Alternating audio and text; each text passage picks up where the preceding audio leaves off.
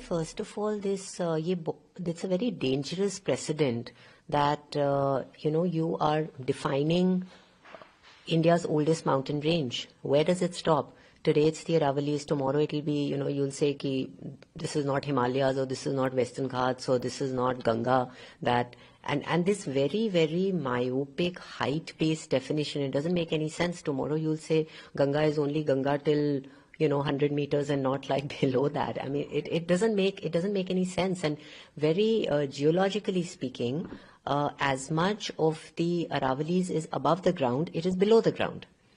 So then why are you? It just does not make any geological sense. And very logically also, when you measure the height of something, you measure it from the mean sea level, right? So then, what does a local relief mean?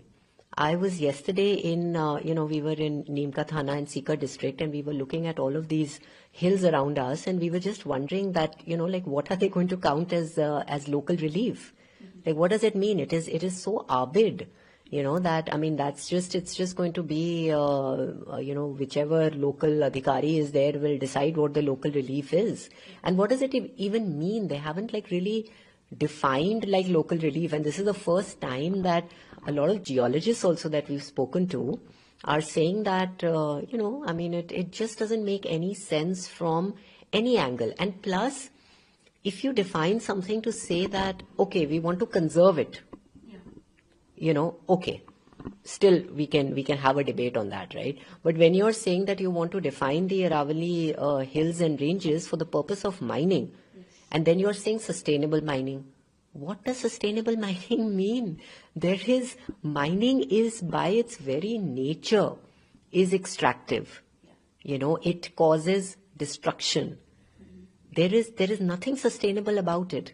When you mine, we have traveled across the Aravalli range, wherever there's mining happening, whether legal, whether licensed, there are, according to, we work with rural communities on ground, there are 37 Aravalli districts, 7 in Haryana, 27 in Rajasthan, and 3 in Gujarat. Right now, across these 37 districts, there is mining happening everywhere. Right? I mean, only in Gurgaon, no, Faridabad, the mining is banned by the Supreme Court order of 2009. But wahan pe bhi illegal mining is going on, right? So between licensed and illegal mining, there's mining happening across 37 districts. And wherever there is mining happening, you're seeing broken hills, you're seeing, the entire hill deforested. There is not, there's maybe just one blade of grass trying to miserably grow from somewhere, but all the wildlife is gone from there. Then there are these huge aquifers that lie beneath the Aravallis, right? So when mining happens, these aquifers get disturbed. And when that happens, your entire, and then the very mining operation, in a lot of cases, it goes below the groundwater level. So all your आपका आसपास का आपका खेतों का पानी सूख जाता है. And then when it comes to mining, there is, at least in the Aravallis, we've seen that it's not like it's happening in one particular area, which is far away from human habitation, far away from forest, from water bodies. ऐसा कुछ भी नहीं है. There is nothing sacred when it comes to mining in the Aravallis. It is happening everywhere. There is a villager's house here. The mining is happening literally at this much distance. Stone crushing units. I have stayed in villagers' homes where, this is the road, this is the house, and the stone crusher is there, right? So the stone crushers' mines are here and logon ke fields are here. So there is 1 inch of dust on, the entire vegetation, on the crops.